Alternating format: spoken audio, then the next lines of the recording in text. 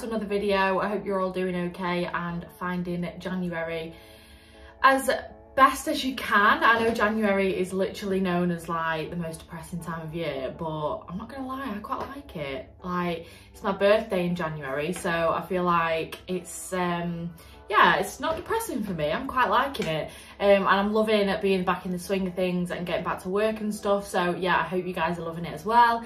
Today I thought I would put together a bit of a video to kind of give you some tips on building your at-home nail space on a budget.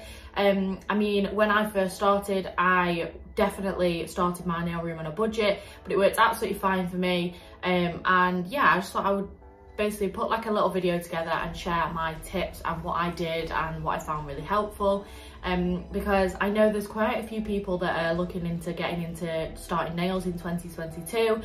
We don't all just start in a salon straight away. Obviously, a lot of the time people work from home, so I thought I would just kind of put together a video with some tips and kind of show how I started off.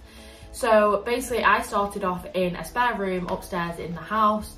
Obviously, if you've watched my YouTube videos before, you will know I have like a little outside space in the garden now. So this is my nail room.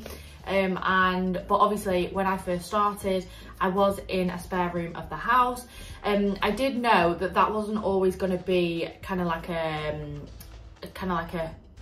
long-term thing for me, because I know that it wasn't really, obviously I still live at home, it wasn't really what my mum and dad wanted me to do, because obviously it smells, like the monomer through the house is just like my mum's worst nightmare. So yeah, sometimes it's not always ideal, but obviously, like I say, I know some of you will start your own nail space in like a spare room, and that will be kind of like it will be a long-term thing. So basically, yeah, like I say, that's where I started. Get into the basics of what you're gonna kind of need. I basically started off with, you know, the first thing you're gonna need is a desk. The first thing that I started off with, the first desk that I had, was one from IKEA, and it's called the Mickey desk, I think. I'll pop a screenshot in the corner. I think it's £40. It was £40 when I first bought it. It was £40 for the desk. Don't get me wrong, the space on the desk is limited, but it was absolutely perfect for what I needed. Obviously at the time I was only, like I say, just starting off with the basics, so it was perfect for what I needed. The drawer space was huge, like the drawer space was literally as wide as the desk, so it was perfect for storage in the drawer. I literally pretty much kept everything in there. So yeah, I used the Mickey desk. That is £40 brand new. But another tip that I would suggest is for you to look on Facebook Marketplace, because they literally have so many different things on Facebook Marketplace these days. And I always see IKEA furniture on there, and people are always getting rid of desks, especially at this time, because there will have been quite a few people working from home due to like coronavirus and stuff, and people will have bought like a temporary desk, and then if they've gone back to the office they'll probably be looking to get rid of it. So I would always double check on there, because if the £40 brand new, you might even be able to get one for £20, maybe even less. Some people just want to get rid of it, so definitely have a look on there. And it's the same for any drawers or like any kind of storage that you're going to be needing. Have a look on Facebook Marketplace. Don't always, if you're not really too bothered about it being brand new, have a look on there, because you can find some really good quality stuff, and obviously it's going to be a lot cheaper because it's not brand new. So yeah, have a look at that. That is how I started with the Mickey desk, and I literally pretty much everything else lived out of like storage boxes. So I would just go to like Wilkinson's, buy some storage boxes and keep everything in there, because I didn't have drawers at that point. So yeah, I literally pretty much had everything stored in my drawer under the desk, or had it in storage boxes. So yeah, that is basically what you will need when it comes to having an actual desk, and having some storage as well. The chairs that I started off with, I actually bought my chairs from eBay, I think.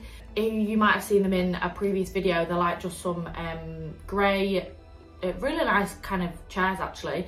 Nothing too fancy, but they did the job, and like I say, they were from eBay. I think they were about £30 each, so they weren't the cheapest. but they looked nice and I just thought, you know, I'll just buy them, see how they go. And to be fair, I'm still using them now actually. It's the one I've got here and I don't use it. I've got a different chair now, but yeah, I got my chairs from eBay, and like I say, but it's the same. You could even have a look on Facebook Marketplace as well, see if there's any going on there, or you can buy new. Another thing that I would say is Amazon is your friend, but do not take it too far.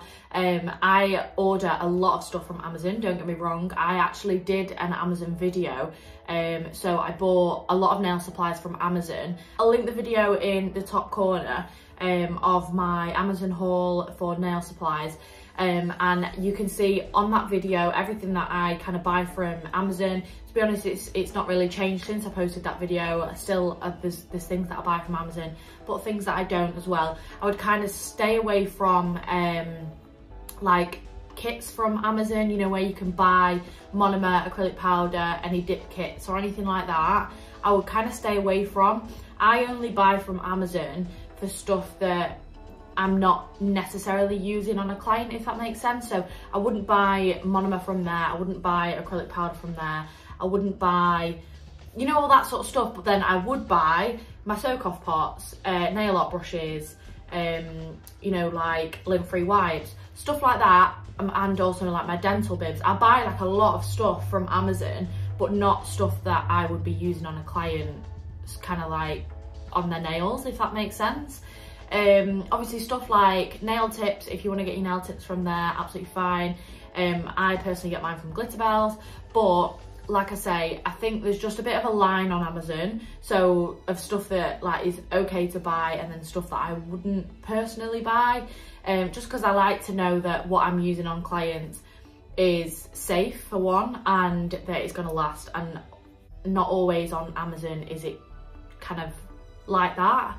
And just have to be wary of what you're buying on Amazon, and like I say, just kind of stick to the basics. Then when it comes to obviously your nail products, I would invest in a good starter kit. Obviously, depending on which course you do or which qualification you get, you may or may not have had your kit included. Now the course that I did, I had my kit included, so I basically paid for my course to come with kit. So I basically had all the basics. So it came with a few gel polishes, my monomer, a little pot of monomer, my acrylic powder. There was just like kind of small pots of everything, if that makes sense.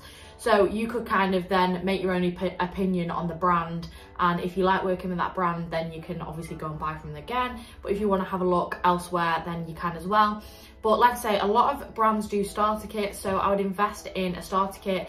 Then you kind of like get a quite a good price for them. I know Glitterbels do a starter kit that has the monomer and the acrylic powder in. Obviously Nobu has a starter kit as well, which has the e-files, some glitters, and the filing kit. So like I say, there are a lot of companies that will do starter kits that you might find beneficial. So I would stick to like the brands for, you know, like your starter kits, like you say. When it comes to your lamps and stuff like that, so your gel lamps, don't always feel like you have to buy the very expensive ones, because you don't. Obviously I have the gel bottle one now, but when I first started I didn't. I just had a cheap one, and well, I say it was cheap, it was kind of like included in my kit, so I don't actually know where they bought it from, but it was just like I think cheap is like probably the wrong word, but it was just kind of basic, if that makes sense. It wasn't like a specific brand or anything, but it did the job. It had the low heat mode. The only thing I would say is if you're going to buy a lamp, even if you do buy a cheap one, just make sure you have got the low heat mode, because even if you're not using it on Builder Gel, obviously you need the low heat mode to set your Builder Gel if you're offering that service. But also, just if you have any heat spikes or anything, if a client kind of feels like they suffer from heat spikes more often, you know, if they have like thinner nails, then you can always use the low heat mode so that you can kind of avoid that. I always use my low heat mode, so even if you're going to buy a cheaper lamp, just get one with a low heat mode, and then you will kind of be covered for any situations like that. And it's the same for the gels as well. Obviously I started off with using Premier Gel, obviously now I use the gel bottle, but Premier Gel is pretty much on par. I don't personally see that much of a difference between the brands. Obviously the gel bottles are larger bottles, but Premier Gel, you can get a little bit smaller bottles, and they're a great price as well. They've always got sales on, and you can get some Premier Gels at really good prices. So I feel like Premier Gel is like the perfect kind of middleman, because obviously there's Kiki, which I used to use as well, but I just don't find their colour range as big.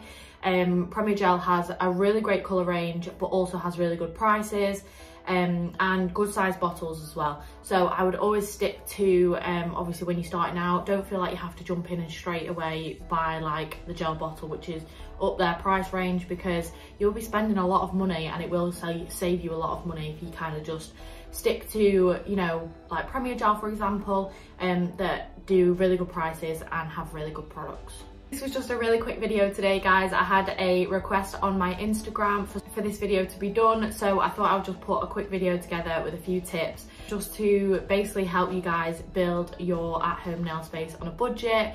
And yeah, like I say, if you guys have any other suggestions, I'm always open to suggestions, so just drop me a message either under the video or just drop me a message on Instagram and I can put a video together for you. If I have missed anything, or if you've got any questions, just let me know, and obviously I'll come back to you and have a chat to you about it. And yeah, I hope you liked the video. Please remember to like and subscribe, and yeah, I will see you guys in the next video. Bye.